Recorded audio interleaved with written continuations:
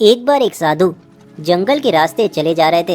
हे परमात्मा, आज तो मैं इस जंगल में ऐसा भटक गया कि मुझे इस जंगल से बाहर जाने का रास्ता ही नहीं मिल रहा और भूख भी बहुत तेज लगी है। साधु बाबा, मुझे बचाइए, मुझे बचाइए, मुझे इस जाल से बाहर निकालिए। ये कैसी आवाज आ रही? कोई मुझे आवाज दे रहा है क्या?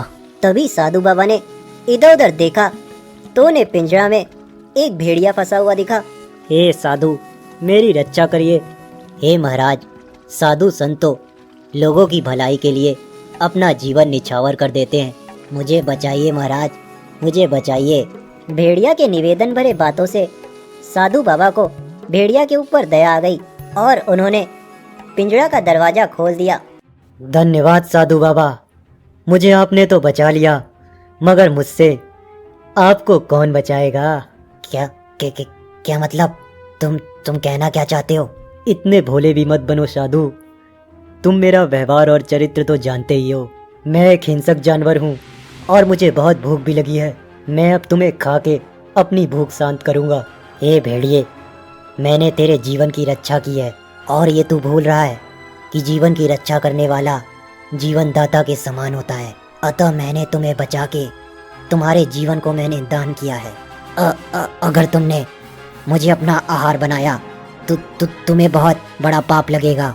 हे साधु महाराज, शायद आपको पता नहीं है कि पाप और पुण्य सिर्फ इंसानों पे लागू होता है, ये हम जानवरों पे नहीं होता। और मैं तो जानवर हूँ, जानवरों को ना ही पुण्य मिलता है और ना ही पाप लगता है। अब तू मरने के लिए तैयार हो जा। हे भेड़िए, जरा ठहर जा, मुझे अपनी मौत का जरा सा भी डर नहीं है, मगर मैं इस बात के लिए 3 लोगों से राय लेना चाहता हूँ। अगर तीनों लोगों की राय तेरे पक्ष में हुई तो तू मुझे खा लेना। अरे साधु बाबा, तुम मुझे मूर्ख समझते हो क्या? इस घने जंगल में 3 मनुष्य कहाँ मिलेंगे?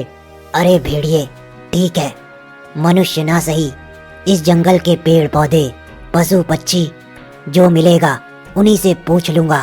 ठीक है, मगर जल्दी करो। इतना कहते ही साधु और भेड़िए जंगल के रास्ते चल देते हैं।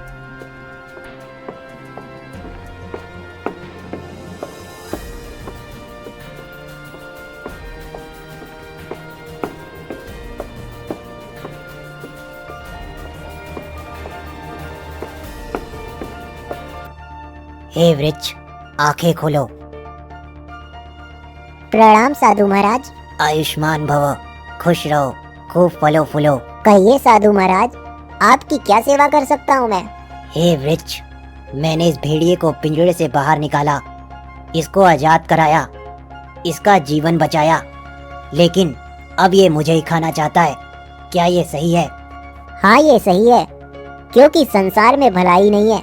मैं अपनी छाया से लोगों का कितना उपकार करता हूँ, सब आके मेरी छाया में आराम करते हैं। धूप से परेशान लोग भी मेरे छाया का कितना आनंद लेते हैं। शीतल हवा देता हूँ, फल देता हूँ, लेकिन लोग मुझ पर पत्थर फेंकते हैं, मेरी शाखाओं को, मेरी टहनियों को काट ले जाते हैं, मुझे दुख देते हैं, यहाँ तक कि जरूरत पड़ने पर मुझे जड़ से ही उखाड़ ले जाते हैं और मेरी मृत्यु कर देते हैं। और आपने इस भेड़िए के ऊपर अपनी अच्छाई दिखाई है, ये जानते हुए कि ये एक हिंसक जानवर है, तो आपने बहुत बड़ी भूल की है। आपको ये खा भी जाए तो सही है। देखा साधु, मैं सही कह रहा था। ठीक है भेड़िए, चलो किसी दूसरे से पूछ लेता हूँ। अरे वो देखो, आओ उस तोते से पूछते हैं। अरे वो तोता भाई। प्रणाम साधु महाराज। कहिए, इस भेड़िए के साथ आप इस जंगल में क्या कर रहे हैं? बड़ी भूल हो गई पक्षी, मैंने इस भेड़िए को पिंजरे से आजाद कराया, इसका जीवन बचाया और अब ये मुझे ही खाना चाहता है। अब तुम ही बताओ, क्या ये उचित है? साधु बाबा, आपने जो भी किया बहुत गलत किया। मैं भी तो एक साधारण पक्षी हूँ, लेकिन लोग अपने मनोरंजन के लिए मुझे एक पिंजरे में पकड़कर कैद कर देते हैं। पूरा जीवन उस छोटे से जेल में ही बीत जाता है और अच्छे से बोल के उन्हीं की भाषा में उनका मनोरंजन कर सकूं, इसलिए वो हमें तीखी मिर्च खिलाते हैं। मेरी स्वतंत्रता मुझसे छीन ली जाती है। इस दुनिया में स्वार्थ के अलावा कुछ भी नहीं है। दया ही दुख का कारण बनता है। जो भी कर रहा है वो ठीक ही कर रहा है। देखा, मैं ठीक ही कर रहा था। अब मरने के लिए तैयार हो जाओ। नहीं नहीं भेड़िए, अभी तो सिर्फ 2 ही लोग से पूछा हूँ। देखो वहाँ पे गौ माता खड़ी है, चलो उससे पूछता हूँ। हे गौ माता, मैंने इस भेड़िए को पिंजरे से आजाद कराया, इसकी जीवन की रक्षा की, और अब ये धोखेबाज मुझे ही मार के खाना चाहता है। क्या ये सही है? हे तपस्वी, मुझे तो यकीन नहीं हो रहा है कि इतना बड़ा भेड़िया उस छोटे से पिंजरे में कैसे फंस गया। मुझे तो हंसी भी आ रही है। अरे होगा है, तू मुझ पे हंस रही है? नहीं भेड़िए, मुझे तुम पे हंसी नहीं आ रही। मुझे तो इस बात पे हंसी आ रही कि तुम उस पिंजरे में कैसे फंस गए। क्या ये साधु की बात सत्य है? हाँ, ये साधु सही कह रहा है।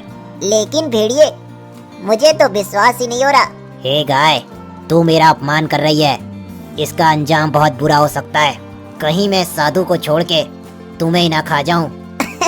अरे अरे क्रोधित मत हो भेड़िए, मैं तो ये देखना चाहती हूँ कि तुम्हारी बातों में कितना सच्चाई है। जरा मैं भी तो देखूं कि तुम उस छोटे से पिंजरे में कैसे कैद हो गए। मुझे तो विश्वास ही नहीं होता। चल मैं तुझे दिखाता हूँ कि मैं उस छोटे से पिंजरे में कैसे कैद हुआ था।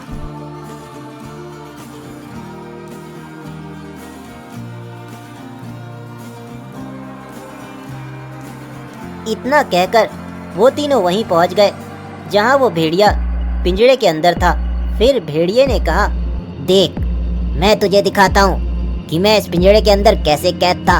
इतना कहकर भेड़िया उस पिंजरे के अंदर चला जाता है। तभी गाय ने साधु की तरफ इशारा किया कि साधु उस पिंजरे का दरवाजा बंद कर दे।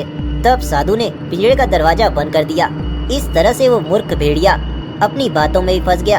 अरे ये क्या कर रहे हो? दरवाजा खोलो, दरवाजा खोलो। अरे मूर्ख भेड़िए, तू इस पिंजरे में ही कैद रहे, तू इसी के लायक है। हे गौ माता, आपके कारण मेरी जान बच गई, नहीं तो ये भेड़िया मुझे मार ही डालता। साधु के ऐसा कहने पर गाय ने कहा, हे तपस्वी, दुष्ट दुराचारी अधर्मी लोगों पर कभी भी विश्वास नहीं करना चाहिए, क्योंकि दुष्टों का स्वभाव ही है दुष्टता करना। सांप को चाहे जितना भी दूध पिलाओ, मगर मौका मिलते वो डसता है। दूध पीने से भी उसका जहर कम नहीं होता। इसी तरह जहरीले बिच्छू से चाहे जितना भी प्यार करो, चाहे प्यार से उसकी पीठ क्यों न सहलाओ, तब भी वो अपना विषैला डंक जरूर मारता है। इसी तरह दुष्ट लोग भी होते हैं, दुष्टता करना उनके व्यवहार में होता है। इसलिए दुष्ट दुराचारी लोगों को कभी भी माफ नहीं करना चाहिए। कभी कभी दया ही दुख का कारण बन जाता है, मगर ये बात दुष्ट लोगों के ऊपर लागू होती है। बुरे लोगों के ऊपर कभी भी दया नहीं करनी चाहिए। धन्य हो गाय माता, आपकी जय हो, आपकी जय हो। दोस्तों, हमें उम्मीद है कि आपको हमारी ये कहानी पसंद आई होगी। कृपया हमारे चैनल को सब्सक्राइब करें और सभी अपडेट्स के लिए बेल आइकन जरूर दबाएं। और हाँ, वीडियो लाइक और शेयर करना मत भूलिएगा। Bye bye.